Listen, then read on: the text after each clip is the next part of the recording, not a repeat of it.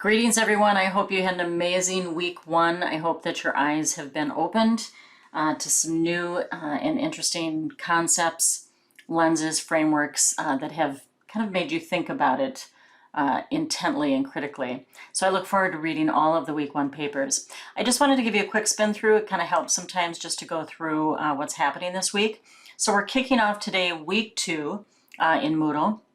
We are a front-loaded course, so again, we're starting today on May 26th, and these assignments in week two will be due on the 1st of June. So I did go ahead and put this in here just to hopefully make it a little bit easier to function in a front-loaded course.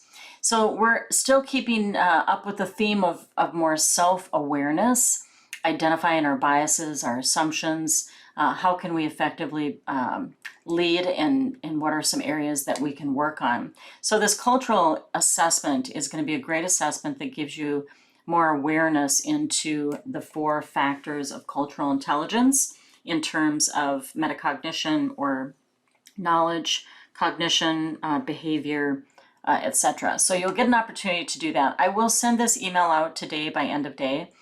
You'll get an invite, so look in your spam, make sure it's not in junk mail.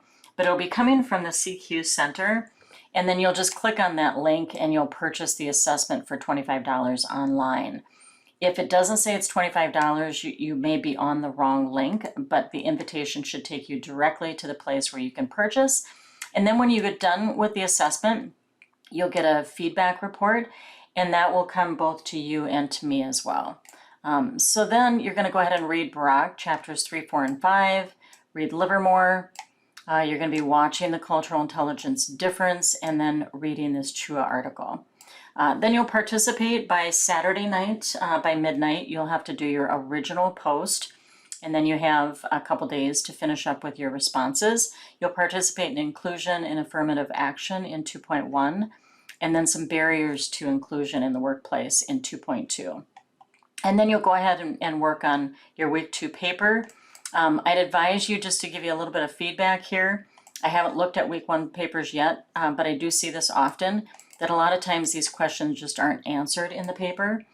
Sometimes I just even break this out into an essay structure.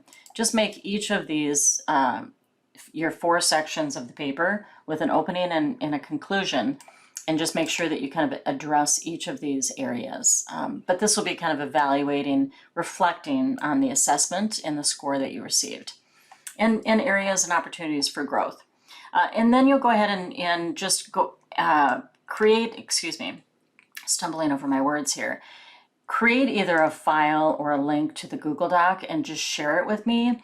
You don't have to have had substantial progress, but I do want to be able to at least get kind of a rough outline from you at this point, and just make sure you're on the right track. And then it gives me an opportunity just to give you some feedback for any modifications or just questions that I have.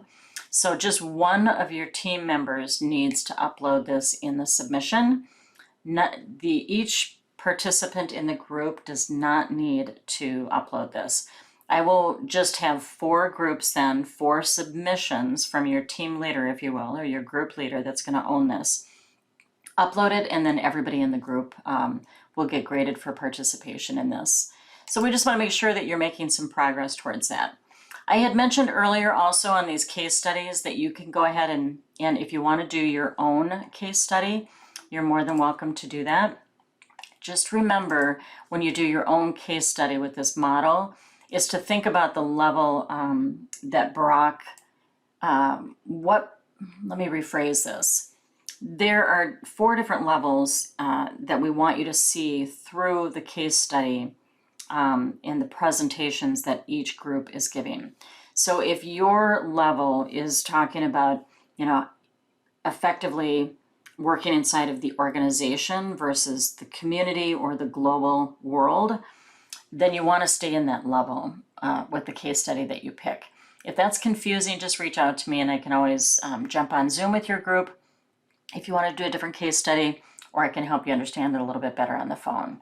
So feel free to reach out. I look forward to moving through week 2, continuing to see how minds are transforming. I think this is some incredible information. And I'll also keep sharing some extra documentaries if you want to take the time and you're interested. there's some incredible documentaries that give us great insight and really transform our mindset. So I look forward to it. We'll see you in week 2. Have a great day.